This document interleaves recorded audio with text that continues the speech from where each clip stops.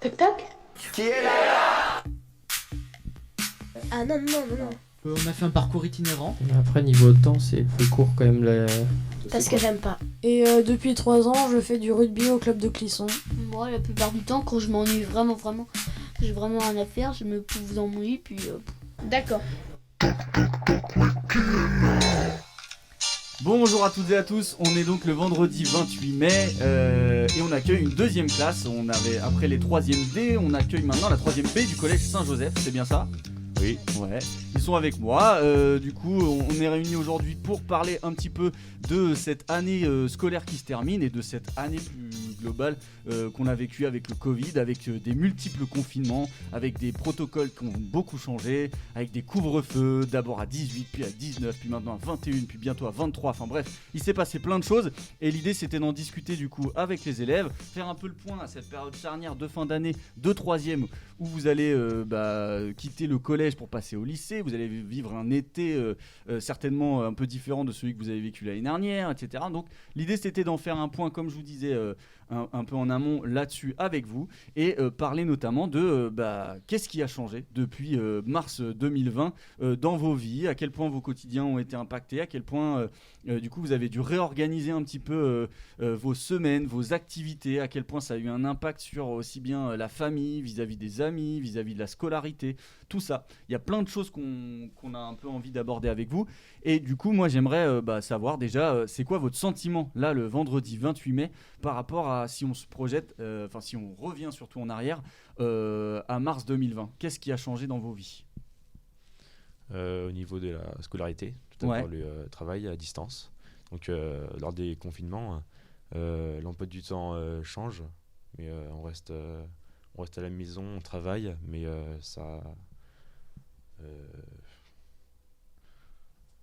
on étudie, on retient, on arrive quand même à travailler, à avoir une scolarité, on apprend et c'est le principal. Donc ça c'était nouveau, le fait de justement étudier à distance, le fait d'avoir... c'est quoi, vous avez vraiment eu des cours en distanciel ou c'était plutôt des choses que vous aviez à faire, du travail que vous aviez à faire de votre côté comment ça s'est passé? On avait un peu les deux quand même. Des fois c'était compliqué de s'organiser parce que des semaines on avait plus de travail dans certaines matières que d'autres.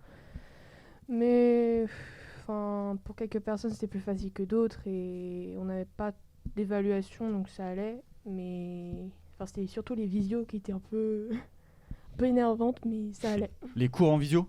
Ouais.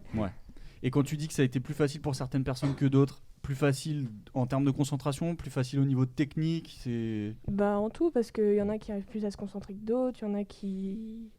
Par exemple, il y en a qui ont plus de réseau que d'autres, pour l'ordinateur, il y en a qui ont des frères et sœurs, du coup c'est plus compliqué. Il y a plein de choses comme ça.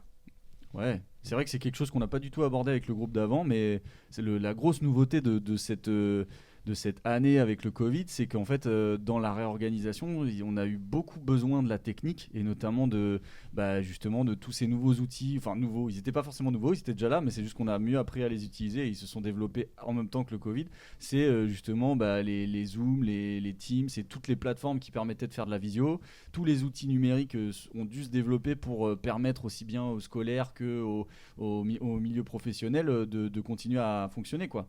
Et du coup, pour qui ça a vraiment été compliqué? Qui, parmi vous, a vraiment eu beaucoup de mal avec ça? Et du mal aussi bien justement sur le plan des outils, du matériel, comme tu disais, la connexion, l'accès à l'ordinateur dans la famille, etc. Il y a ça, mais il y a aussi, moi, j'ai pas du tout aimé, j'arrivais pas à suivre parce que j'étais derrière un ordinateur et que c'est pas du tout la même chose que d'être en classe. Est-ce qu'on peut avoir des réactions aussi bien des 5 qui sont en face de moi que depuis le public, hein? Moi, ce qui était dur personnellement, c'était de ne pas avoir un prof qui m'expliquait, parce que quand on n'avait pas les visios, c'était juste des cours envoyés avec des consignes et on devait se débrouiller tout seul et pas avoir quelqu'un qui doit t'expliquer quand tu as des questions, c'est difficile. Ouais, ok. Le manque d'interaction avec un prof qui est là pour réagir aux difficultés qui se présentaient à toi directement. Ouais. Ok. Est-ce qu'il y en a d'autres qui... Moi, ça a été difficile au niveau de l'organisation. L'organisation? Les cours, ouais. Et l'organisation, est-ce que tu peux préciser un tout petit peu à quel titre Il y avait des jours où des fois j'avais trop de matière, des jours où j'en avais pas assez, et du coup c'était assez compliqué de tout faire, de réussir à s'organiser. Ouais. Est-ce que justement, j'ai pu échanger avec quelques jeunes à propos de ça, mais est-ce que vous avez eu l'impression à certains moments d'avoir encore plus de boulot que d'habitude, des semaines encore plus chargées, alors même que vous alliez plus forcément en cours? En fait, par rapport à l'école, on avait quand même moins de travail, mais en fait, c'est le fait qu'on soit à la maison, en fait. On est plus dans le confort. Même si on travaille, on a le téléphone à côté, on peut regarder la télé, le temps passe plus lentement, donc le travail, c'était pas forcément plus facile, on en avait moins, mais fallait quand même s'accrocher, fallait rester assidu. J'ai l'impression que ta voisine partage pas l'idée qu'il y avait moins de travail.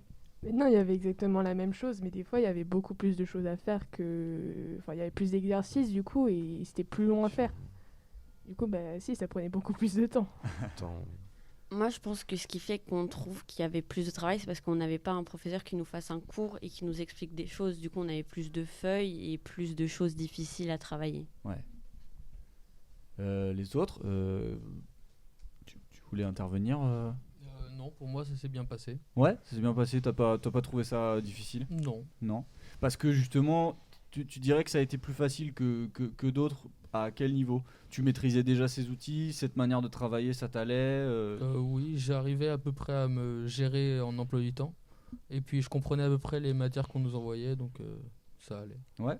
Il y en a d'autres qui, comme ça, franchement, n'ont pas trouvé que ça... Enfin, n'ont pas trop subi cette nouvelle manière de travailler? Ouais, dans le fond. Est-ce que tu veux t'exprimer au micro? On peut commencer à faire passer le micro, puis après, vous le mettez sur mute et vous le faites passer entre vous.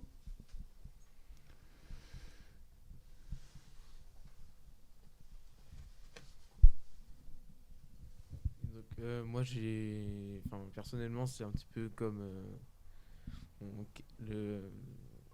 la personne qui vient de s'exprimer. Pour moi c'était assez simple parce que on est quelques-uns quand même. On est une grande majorité à maîtriser, je pense, l'outil informatique. Et puis, je sais pas,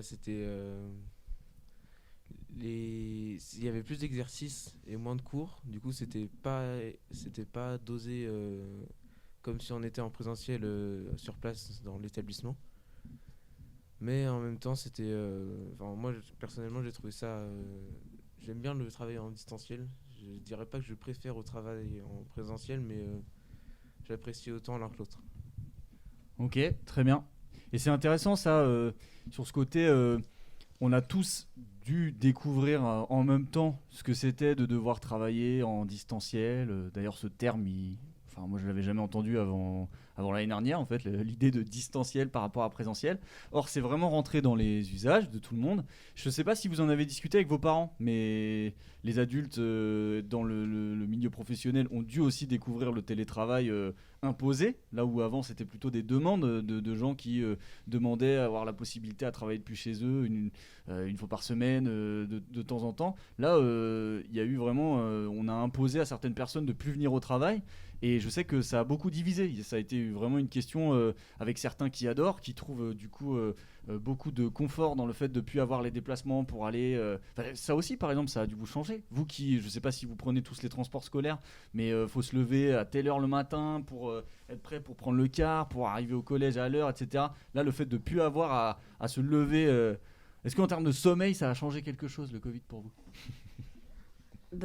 On peut dormir plus parce que on n'a pas besoin de se réveiller forcément hyper tôt pour se préparer, mais il faut quand même fallait pas trop rester à dormir parce que sinon on faisait rien de la journée et la journée était mal terminée. Ouais. Ça, vous avez tous ressenti ça, ce besoin quand même de garder un rythme, de continuer à rester un peu en mouvement parce que sinon ça allait être très long et que ça allait mal se passer? Moi, j'aimerais rebondir là-dessus. En fait, je pense que c'est un inconvénient comme ça peut être un avantage. En fait, le fait de devoir s'organiser, ça permet de développer en fait son autonomie, de travailler, de se dire à quelle heure je me couche, à quelle heure je me lève, comment répartir le travail dans la journée. Tout ça, c'est du travail. Normalement, quand on est à l'école, on nous impose à telle heure, telle matière, etc. Ça nous permet de nous gérer en fait. Ouais, tu penses que cette dernière année, elle aura eu un impact au niveau de votre autonomie, dans le fait d'avoir à chercher vous-même votre manière de travailler, votre manière de fonctionner, vous rythmer vous-même l'organisation de vos journées? Totalement, oui. C'est intéressant ça, parce que c'est vrai que c'est quelque chose, par exemple, je pense aux études supérieures, souvent ce qui fait un peu la différence, notamment avec l'université par rapport au lycée, c'est qu'il n'y a pas un prof qui est là pour vous driver pendant toute l'heure. Et des fois, il y a aussi personne qui va venir vous chercher chez vous pour que vous alliez en cours ou ce genre de choses. Et souvent, c'est un écart qui, pour certaines personnes, il y a certaines personnes à qui cette nouvelle organisation va et d'autres pas du tout, qui s'y retrouvent pas. Et du coup, là, vous avez un peu vécu ça avec ce côté, c'est moi qui dois m'organiser tout seul, sinon ça marche pas, quoi. C'est ça. Ok. Et par rapport justement au fait d'être à domicile, est-ce que vos parents ont beaucoup été là aussi au moment où vous étiez à la maison justement en distanciel? Est-ce que vos parents l'étaient aussi? Est-ce que du coup ils ont pu vous aider là-dessus, ou au contraire ça a été d'autant plus compliqué parce qu'il y avait trop de monde à la maison, du coup il y avait un réseau qui était pas bon, etc. Est-ce que on a abordé ça aussi avec l'autre classe? Autant ça a rapproché les familles, en tout cas parents, frères et sœurs, parce que vous avez passé certainement plus de temps avec eux que d'habitude, autant c'est pas toujours évident à gérer, dans le sens où faut que ça se passe bien, quoi. Faut que l'entente elle soit bonne, faut que chacun marche sur les pieds de l'autre, etc. Globalement, est-ce que ça s'est bien passé pour vous? Est-ce que le fait de passer d'autant plus de temps à la maison avec vos familles, ça s'est bien passé ou pas? Vas-y, on t'écoute. Moi personnellement, à la fin du confinement, mes parents ils en avaient marre de moi. Donc moi j'aimais bien, mais au bout d'un moment, quand on est 4 à la maison, mes parents ils en ont marre. Ouais, ok, d'accord. Donc eux ils en avaient marre de toi, mais toi t'en avais pas marre d'eux? Bon, non. Ok. Et tu parlais de ton frère, c'est ça? Non, ma soeur. Ta soeur? Et ta soeur, du coup, elle en pensait quoi? En fait, mes parents ils en avaient marre de moi et ma soeur, parce que on a vite fini la journée et après on fait du bruit et mes parents ils n'arrivent pas à travailler. Ok. Parce que tes deux parents travaillaient à la maison? Pareil, oui. Ok, d'accord. Il y en a d'autres qui veulent réagir à ça, d'autres avec qui ça s'est super bien passé, par exemple, histoire d'avoir la comparaison? Non? Moi personnellement ça s'est bien passé parce que mes parents ils travaillent le matin ils partent très tôt pour aller à Paris ou d'autre part, donc là les avoir c'était bien. Ouais. Mais d'un côté c'est bien parce qu'on a pu plus les voir, mais aussi il faut apprendre à vivre tous ensemble, ce qu'on n'avait pas vraiment l'habitude. Ouais, ça c'est vrai. Mais du coup c'est vrai qu'il y en a qui n'avaient pas l'habitude de voir beaucoup leurs parents, et ça a été un gros changement depuis un an, quoi. Et je sais qu'en plus ça a ouvert ça a changé les perspectives, dans le sens où je sais pas si le fait d'être plus à la maison, c'est quelque chose qui va être durable pour tes parents, ou là, dès que les restrictions vont finir par tomber, ils vont retourner tout aussi souvent qu'avant à Paris. Mais je sais que ça a aussi changé une manière de travailler et ouvert des perspectives dans le milieu professionnel, avec des gens qui du coup, sachant qu'on a pu tester des outils et voir des nouvelles formes d'organisation, vont pas forcément revenir à la vie d'avant telle quelle. Je sais pas si c'est clair ce que je viens de dire. Oui. Et justement par rapport à cette idée de la vie d'avant et la vie de maintenant, est-ce que vous, votre souhait ce serait de revenir vraiment à la vie d'avant, ou est-ce que justement le fait d'intégrer plein de changements, de choses qu'on a pu tester, de choses qu'on a pu expérimenter durant cette dernière année, ça vous irait? Ça vous laisse sans voix, ma question. Mais est-ce que vous la regrettez déjà, la vie d'avant? Est-ce qu'elle vous manque? Ouais, un peu, parce que avant on pouvait sortir avec les amis à peu près tout le temps, on pouvait aller au restaurant, et puis là ça a été très compliqué. Du coup, oui. Ouais, ok, d'accord. Et ça justement, parce qu'on a parlé du fait de devoir passer plus de temps avec sa famille, au niveau des autres interactions sociales, le fait avec les histoires de couvre-feu, ou alors même en période de confinement, on va dire un peu drastique, parce que tous les confinements n'ont pas été pareils. Il y a eu des confinements où vous avez pu continuer à vous voir au moins à l'école, des confinements où là il n'y avait plus d'école, il y a eu des confinements où on ne pouvait pas aller à plus d'1 kilomètre, puis après ça a été 10, il y a eu des couvre-feux d'abord à 18, où là on ne pouvait rien faire après l'école, puis après c'était 19, puis là maintenant c'est 21. Est-ce que en termes d'interaction sociale, non seulement le fait de moins pouvoir voir ses amis en dehors des cours, Et en plus, le fait de ne plus pouvoir faire des activités extrascolaires, type activités sportives, activités culturelles, etc., c'est quelque chose vraiment que vous avez subi. Et comment vous vous êtes organisé, par exemple, par rapport à ça? Il y a des avantages et des inconvénients. Je vois, par exemple, pour le sport, ceux qui faisaient du foot en club, ça pose problème parce qu'ils ne pouvaient pas y aller. Mais ceux, par exemple, qui avaient l'habitude de faire du sport, fallait apprendre à faire du sport à la maison, en fait, avec les moyens du bord. Donc, encore une fois, on innove, on essaie de trouver des solutions. Donc, encore une fois, il y a des avantages, des inconvénients, mais globalement, oui, c'est un problème. On a une limite par rapport au couvre-feu. On est quand même limité dans nos faits et gestes. Donc, oui, c'est un problème. Donc, personnellement, je préfère la vie telle qu'elle est, normale, sans confinement. Et donc toi, par exemple, tu t'as fait comment? Tu fais du sport d'habitude? Oui, bien sûr. Par exemple, quand je fais du footing, avec les limitations 10 km, oui, etc., fallait faire attention, mais... fallait faire des tours, quoi. Oui, il fallait faire des tours, oui, c'est ça. Et du coup, quand tu parlais de s'adapter, en effet, tous ceux qui font des sports co, des sports qui étaient des sports de contact en intérieur, des choses comme ça, ça c'était purement pas possible. Et du coup, est-ce qu'il y en a parmi vous qui, ne pouvant plus faire leur activité habituelle, ont changé d'activité, ont justement, comme tu le disais, commencé à faire du sport autrement, ont commencé à faire un autre sport, ont commencé à faire d'autres activités? Par quoi vous avez remplacé vos habitudes? Par quelles nouvelles habitudes, en fait?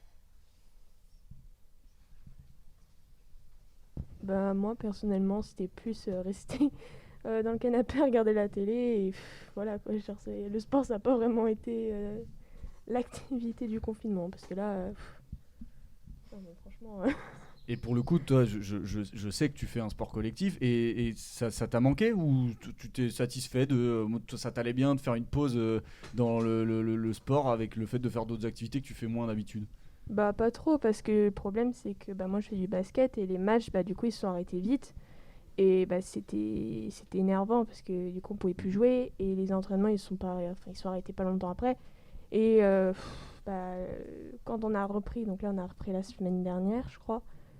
Ça fait un grand écart quand même, parce que ça fait un coup d'un coup, et puis du coup reprendre d'un coup alors qu'on n'a pas fait grand chose depuis 5 mois, ça fait quelque chose quand même. Ouais. Et ce qu'on voulait aborder avec vous, c'est justement par rapport à cette question d'être libre ou pas, et par rapport à cette question de l'autorité aussi, d'un coup on a dit le constat est que il faut freiner la propagation du virus, donc on va décider ce qui va être possible, ce qui ne va plus être possible, ce qui va être essentiel, ce qui ne va plus être essentiel. On va mettre en place des protocoles qui ne laisseront pas la place au cas par cas. Donc quand bien même on était par exemple dans une région pas tant que ça touché par le Covid, ou en tout cas beaucoup moins qu'ailleurs, etc., où on n'avait pas forcément le même sentiment d'urgence et de peur par rapport au Covid que dans d'autres départements et régions. On était logés à la même enseigne. Il y avait quand même des choses qui devaient s'arrêter de la même manière que partout en France.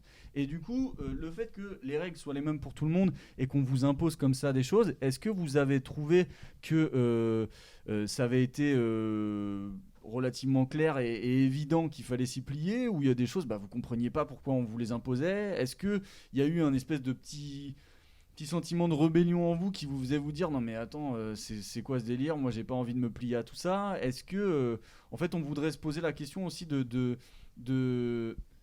à quel point intervenir en tant qu'État, en tant qu'institution, en tant qu'établissement scolaire, en tant que parent, etc., dans le fait d'entraver vos libertés, ça avait eu du sens pour vous ou pas, et à quel point vous aviez été potentiellement frustré et en colère de ça?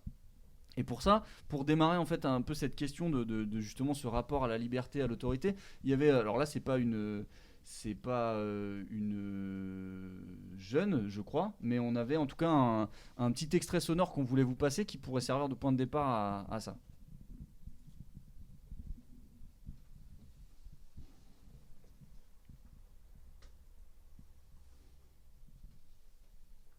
Soyez la bienvenue sur RMC. C'est clair, Marie, vous avez envie de le dire, vous en avez marre.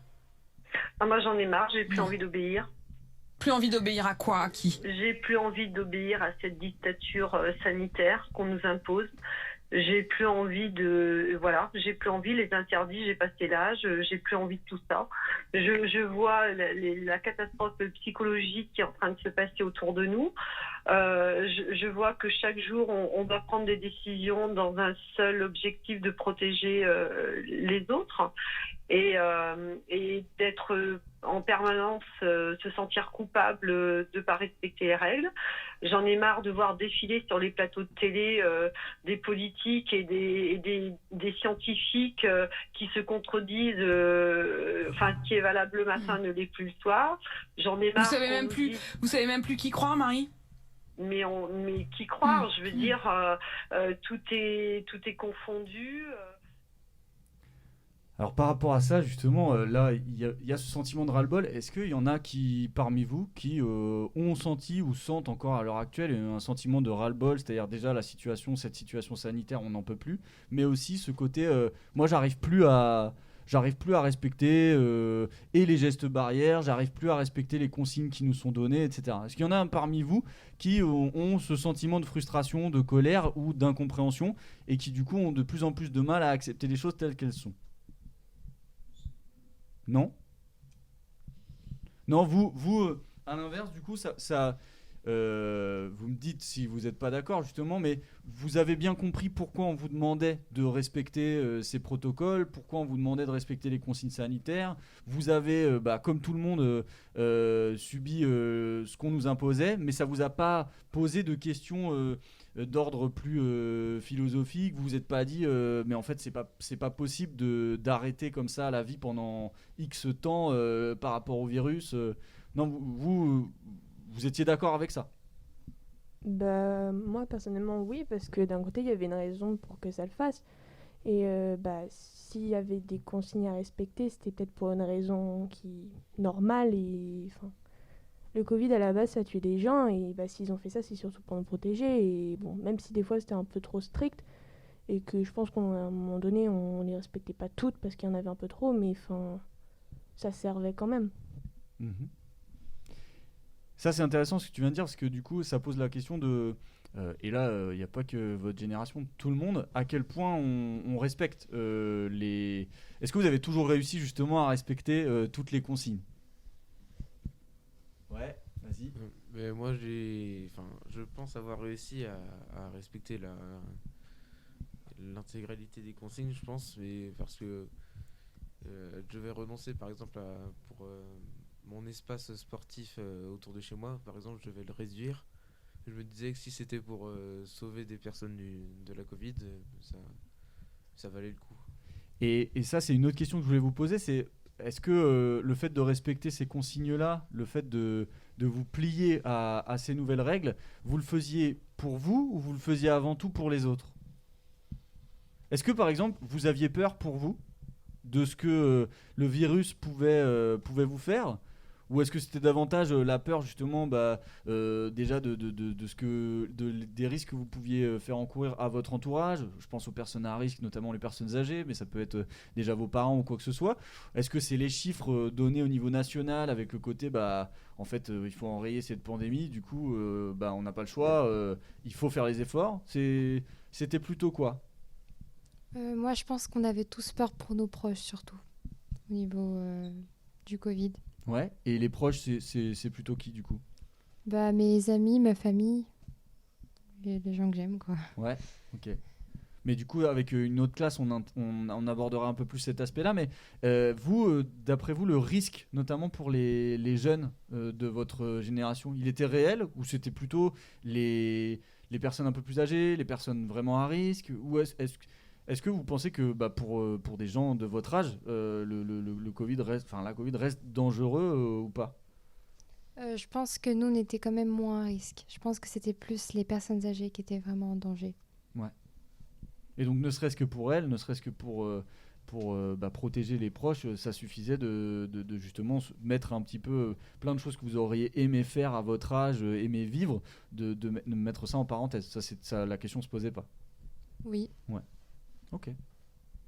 Parce que du coup, on a abordé tout à l'heure avec le premier groupe l'idée un peu d'une jeunesse quelque part un peu sacrifiée. C'est-à-dire, notamment, on a passé un extrait où c'était 2 jeunes filles qui disaient on a l'impression qu'on nous a volé 1 an de notre vie, 1 an qu'on ne sait pas si on pourra récupérer. C'est-à-dire, là, c'était des personnes qui avaient 20 ans, mais à votre âge, on imagine que c'est assez semblable. Vous êtes dans une année et dans une période de votre vie, vous êtes encore en construction, avec un besoin d'expérimenter des choses, etc. Et du coup, c'est une année où tout ça a dû être un petit peu mis à l'écart, mis en retrait, voire même arrêté, etc. Et du coup, c'est cette idée-là aussi où on se demandait... comment vous aviez pu vivre ça et avec l'équilibre à trouver entre la question se posait pas, c'était à faire, ou moi en fait j'ai envie de vivre ma vie, j'ai envie d'avoir une vie normale, et du coup Covid ou pas Covid, je veux pas. C'est une question qui se pose, hein. C'est-à-dire encore une fois, je pense que même la question elle se pose même pour des jeunes qui pourtant veulent bien faire, mais c'est savoir où on place le curseur, quoi. Par rapport à cette question de l'autorité aussi, moi je me demandais si on vous avait consulté un petit peu à tous les niveaux, c'est-à-dire aussi bien les nouvelles règles à trouver pour l'organisation de la maison et de la famille, au niveau des établissements scolaires, est-ce que vous avez eu l'impression à un moment qu'on était dans la pédagogie, dans l'explication à votre niveau? Est-ce qu'on vous demandait votre avis, ou est-ce qu'il n'y avait pas la possibilité ou pas l'envie et du coup on vous demandait juste d'obéir sans vous consulter?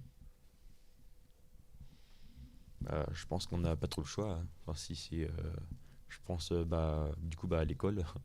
De toute façon, on a une année, on a un programme à respecter, donc on travaille, même si c'est par exemple en distanciel. Faut travailler. Est-ce qu'on nous demande notre avis? Pas plus que ça, non. C'est notre avenir, faut travailler. On le fait pour nous, mais il y a des règles à respecter, donc. Ouais, mais comme ces règles, elles ont un impact sur votre quotidien, vous les compreniez, quoi. Vous rendiez compte, par exemple, pour un établissement scolaire comme le collège, avec le fait de recevoir des protocoles qui changent, à un moment devoir fermer, à un moment devoir ouvrir, mais avec des classes séparées en 2, avec le fait de devoir mettre en place du distanciel, etc. Toute cette réorganisation qui a dû se faire, on a tous été confrontés à ça, un peu dans l'urgence, un peu à l'aveugle, sans savoir exactement comment ça allait se passer, quel allait être l'impact. Vous, est-ce que vous étiez conscient de ça, ou est-ce que vous vous laissiez porter? On vous disait d'aller un coup en classe, un coup pas en classe, c'était pas à vous de prendre les devants par rapport à ça? Oui, derrière. Pour moi, on subissait un peu les choix du gouvernement. On respectait, que ce soit à l'école, avec les amis ou dans le sport. On n'avait pas le choix, on subissait. Ouais. Et tu disais, on subissait les choix d'un gouvernement. Or, je sais pas si je sais pas quelles ont pu être les discussions que vous avez pu avoir avec votre famille, etc. Si vous en parlez entre vous, mais on a entendu pas mal, et notamment Emmanuel Macron l'avait dit, que durant cette période de Covid, tout le monde était un peu devenu épidémiologiste et tout le monde avait un peu son avis sur la question, sur comment il fallait faire. Est-ce que vous avez ne serait-ce qu'à votre âge, à un moment vous vous êtes dit mais là ils font n'importe quoi, c'est pas du tout comme ça qu'il faudrait faire? Ou est-ce que vous faites confiance dans le fait que les décisions qui ont été prises étaient les décisions à prendre? Moi je pense que personnellement tout s'est bien passé. Enfin, je fais confiance au gouvernement, mais je trouve ça quand même assez subjectif de dire qu'est-ce qui est plus important entre la santé et l'économie. Donc c'est bien de vouloir sauver des gens en fait pour pas qu'il y ait plus de morts, mais de l'autre côté il faut que le pays fonctionne, il ne faut pas tout arrêter, donc il faut trouver le juste milieu. Je pense que c'est ça le plus important. Oui, derrière.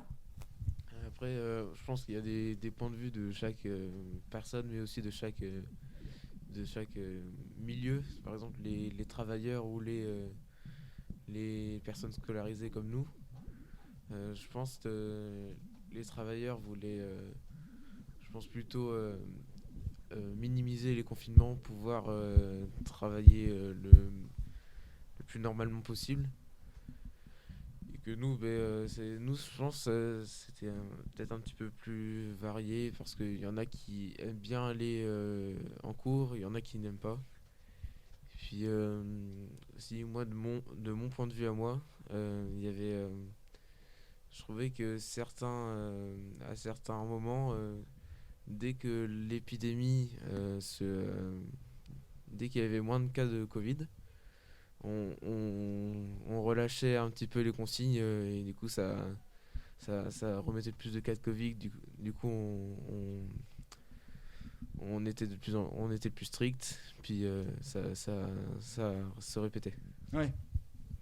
Mais par rapport à ça, notamment avec les 3 confinements, il y a eu un premier confinement où tout était à l'arrêt pour tout le monde, un deuxième confinement où on a continué à aller en cours et à aller au travail avec des nouvelles attestations, et du coup c'était un confinement un peu moins confiné, on va dire. Puis le troisième, du coup, il y a eu une organisation encore un petit peu hybride qui a été trouvée, décaler les vacances pour éviter que justement il y ait du brassage entre les différentes régions, entre les différentes classes, etc. Et c'est vrai qu'il y a eu une espèce de organisation qui souvent se faisait un peu en réaction au rebond, aux derniers chiffres, etc. Ouais. Ça n'a pas été linéaire. Et du coup, il y avait un peu les moments où là, on peut un peu profiter de nouvelles libertés parce que ça va mieux, mais du coup, avec la perspective que peut-être ça ait un impact et qu'on doive revenir à durcir un peu les choses parce qu'il y a du moins bien. Et on a parlé de première, deuxième, troisième vague, enfin, pas mal. Ok, et du coup, pour finir, puisque du coup, il va falloir qu'on termine bientôt, si on va justement vers l'idée de là, revenir un peu vers une vie normale, comment vous voyez, vous, la suite ? Ne serait-ce qu'à court terme, là, avec la fin de l'année scolaire, l'été qui s'annonce. On a déjà vécu un été l'année dernière où on était en temps de Covid, un peu déconfiné. Justement, il y avait eu un relâchement, etc. Mais on a aussi connu, après l'été, un retour avec un reconfinement à l'automne. Est-ce que vous êtes confiant par rapport à la suite, avec l'idée que tout ça, ça va être assez vite derrière nous, ou est-ce que vous êtes un peu plus pessimiste, un peu plus angoissé au fait que ça devienne un peu cyclique et qu'on ait d'autres périodes de reconfinement ? C'est quoi votre sentiment là, à l'heure actuelle ? Moi, je pense qu'il y aura plus de reconfinement parce que maintenant il y a le vaccin, il y a beaucoup plus de personnes qui se sont fait vacciner. Du coup, il y a moins de cas et il y a beaucoup moins de chances qu'il y ait un confinement à nouveau ou même que la pandémie elle remonte comme il y a eu l'année dernière. Et je pense que cet été, ça va très bien se passer et les autres années pareil. Enfin, on va apprendre à vivre avec le Covid, ça va être comme les autres maladies qu'on peut avoir, comme la grippe ou les autres choses comme ça, on va devoir vivre avec et puis voilà. Ok, c'est intéressant ça de... En même temps sortir vraiment de la crise, mais continuer à vivre avec. Le virus ne va pas disparaître, c'est ça que tu dis. Et tu parles de la grippe. La grippe, non seulement il y a un vaccin, mais un vaccin qui est à refaire et à retrouver chaque année, du coup, puisque c'est un virus qui mute en permanence. Par rapport à ça, justement, vous avez l'impression que le vaccin, c'est quelque chose qui va tout changer ? Les vaccins, d'ailleurs ? Ouais. On parle déjà quand il y aura plus de vaccins qu'il va falloir une carte pour pouvoir aller dans certains endroits. Donc forcément, ça va changer. Ceux qui seront vaccinés ils pourront faire plus de choses que d'autres. Donc ça va forcément changer quelque chose. Ok. Le pass sanitaire, ouais. Justement, à main levée, là, comme ça, qui, on va dire, vous n'êtes pas dans les personnes prioritaires qui vont se faire vacciner tout de suite, mais... Si vous aviez la possibilité, qui irait se faire vacciner dès maintenant là ? Ok. Est-ce qu'il y a des sceptiques parmi vous ? Des gens qui sont un peu moins confiants et je sais pas trop quoi en penser, je sais pas forcément un nom, mais le vaccin, je sais pas trop si je peux faire confiance. Non, il y en a pas ? Ok. Tout le monde est convaincu du fait que le vaccin, c'est le principal outil qui va pouvoir enrayer justement la pandémie et que la question ne se pose pas, c'est à faire. Ok. Et par rapport justement au fait de continuer à vivre avec le virus, du coup, qu'est-ce que vous pensez du masque ? Le masque, va falloir l'enlever ou on va continuer à vivre avec les masques ? Je pense qu'il va falloir l'enlever à un moment donné parce que... Je reprends l'exemple de la grippe. La grippe, on met pas de masque. En été, on l'attrape, on l'a et après ça passe. Puis le coronavirus, je pense que ça va être pareil. On va l'enlever à un moment donné. J'espère parce que on va pas vivre avec toute notre vie quand même. Parce que le masque, ça a été quelque chose. C'était difficile de vivre avec. C'est vraiment un des trucs qui a été le plus pénible pour vous. C'est un peu le seul geste sanitaire qu'on a tout le temps, qu'on porte tout le temps et qu'on peut enlever que quand on est chez nous. Et au début, c'est difficile de s'habituer à toujours avoir quelque chose sur le visage alors qu'on n'avait rien avant. Ouais, et un autre truc dont on a parlé ce matin avec la première classe, c'est par contre à quelle vitesse on s'habitue aux choses et au fait qu'on se rend même plus compte qu'on l'a en fait, le masque. Et c'est fou de... Je sais pas si des fois vous pensez à ça, mais il y a un peu plus d'un an, quand on entendait parler de ce qui se passait en Chine, on voyait des images avec des gens masqués dans la rue en permanence tout le temps, et on trouvait ça étrange. C'est devenu notre quotidien, et aujourd'hui ça nous paraît plus étrange. Ça nous paraît toujours pénible, mais par contre c'est devenu le quotidien. Et du coup, vous, c'est quelque chose que vous attendez vraiment ?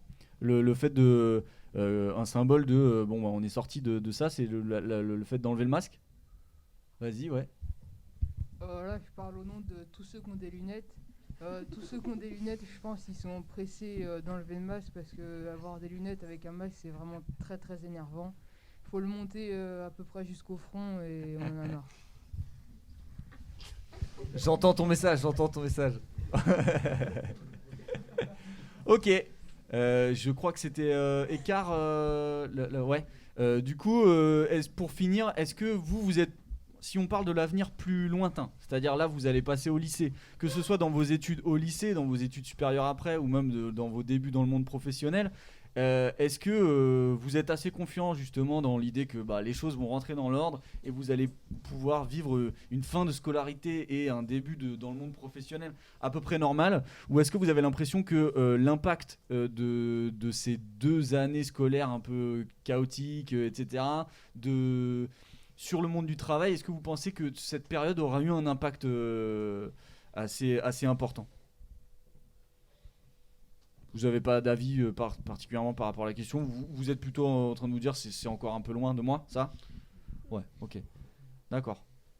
Et par rapport au lycée, vous n'avez pas d'inquiétude particulière par rapport au fait de passer au lycée et toujours dans un contexte un peu particulier comme celui-là ?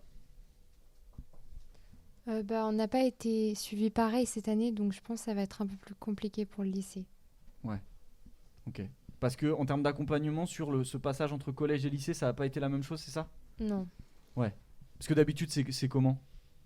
D'habitude, on est toujours en présentiel, on va toujours en cours, puis je trouve qu'il y a aussi beaucoup plus d'examens qu'avant. C'est comme si on devait vraiment se presser pour pouvoir rentrer les notes, etc. Et donc... Ok. Et ce dont on parlait un peu plus tôt, d'avoir appris à s'organiser différemment, à fonctionner beaucoup plus par vous-même, avec vos propres ressources, vos propres rythmes, etc. Vous pensez que ça va être une force pour la suite ? Ou en fait ça a été une année chaotique et du coup vous savez pas encore plus si vous pouvez vous faire confiance ? Ça peut forcément être bénéfique parce qu'on ne peut pas savoir non plus trop ce qui va se passer dans le futur. Donc si on va être confiné ou si on va devoir retravailler en distanciel, on sera déjà préparé. Ou même plus tard dans le futur, si on a besoin de travailler sur des ordinateurs, on aura déjà des bases. En termes d'outils aussi, ouais, en termes de pratique. Ok, très bien. Bon, on va s'arrêter là pour cette émission. J'espère que ça vous a plu. En tout cas, nous, on était très contents de pouvoir vous recevoir. Déjà, contents de pouvoir échanger avec des jeunes de votre âge, etc. Contents d'avoir votre sentiment là-dessus, parce que c'est pas forcément... Encore une fois, nous on est une structure jeunesse qui a vu une année où on a moins vu les jeunes au quotidien, moins pu discuter de ces choses-là avec eux. Donc on est content d'avoir votre ressenti. Ça me permet aussi de vous rappeler que voilà, on est juste à côté de votre établissement scolaire. On est ouvert toute la semaine en fait, du mardi au vendredi. Dès que vous finissez les cours, en fait, on est ouvert aussi bien en accueil libre que le mercredi avec des activités. On vient de finir une fresque juste ici avec un intervenant graphe. On va démarrer un autre projet de réalisation d'une borne d'arcade en juin. Enfin, il se passe pas mal de choses ici qui sont proposées à des jeunes de votre tranche d'âge. Donc n'hésitez pas à penser à nous. Pareil, on va bientôt sortir dès la semaine prochaine le programme de l'été. Donc n'hésitez pas à aller checker. On a un site internet. Il suffit de taper Pôle Jeunesse Valette. Vous allez trouver toutes les infos. Et vous êtes les bienvenus si vous voulez revenir. Pareil, si vous avez des questions qui dépassent un peu le cadre des loisirs, vous savez que vous pouvez faire appel à nous. Et puis, ça m'amène à vous parler de ça, puisque ça peut vous concerner en termes de tranche d'âge. On monte chaque année des séjours, aussi bien des mini-camps pour l'été, mais aussi des séjours et des projets autofinancés. Donc là, on n'a malheureusement pas eu de chance, puisque le dernier projet en date, c'était de partir à Paris autour des médias, avec des jeunes, du coup, aussi bien issus de groupes radio, pour un aspect vidéo, gaming, etc. On devait aller à Paris, ça n'a malheureusement pas pu se faire, mais un autre projet qu'on a dans les tuyaux depuis un moment, et qu'on va lancer là, juste après l'été, c'est un chantier participatif et international au Maroc, en octobre 2022.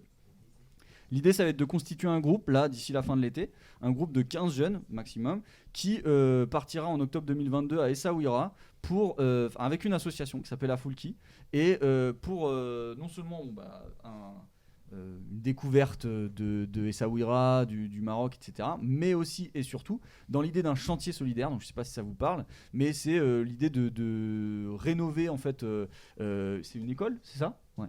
Rénover une école du coup à Essaouira en partenariat justement avec cette association Afulki qui met en place des projets comme ça un peu toute l'année. Donc de rencontrer des gens sur place, de participer à un chantier de rénovation, apprendre tout un savoir-faire technique sur la rénovation de bâtiments auprès de gens, et puis vivre aussi une expérience plus humaine, du coup d'une expérience à l'international, etc. Donc ça, c'est un projet où l'appel aux candidatures pour rejoindre le projet est encore en cours. Donc vous n'hésitez pas, si jamais c'est quelque chose qui vous intéresse, à nous contacter. On a déposé des flyers sur le manche debout qui est juste à la sortie. Donc si vous voulez en prendre, vous n'hésitez pas. Et puis par rapport à ça, notamment pour préparer un peu à ce chantier solidaire-là, dès cet été, il y a, avec l'association Animage qui est basée à Clisson, qui organise un chantier solidaire pendant tout l'été à Clisson. Nous, on fait partir des jeunes durant 2 semaines. C'est fin août. Donc si jamais ça vous intéresse, n'hésitez pas à penser à nous aussi par rapport à ça. Voilà. Sur ce, je vous souhaite une bonne journée, un bon week-end. Bonne continuation à vous, bonne fin d'année, et puis à très vite, j'espère. Merci, au revoir.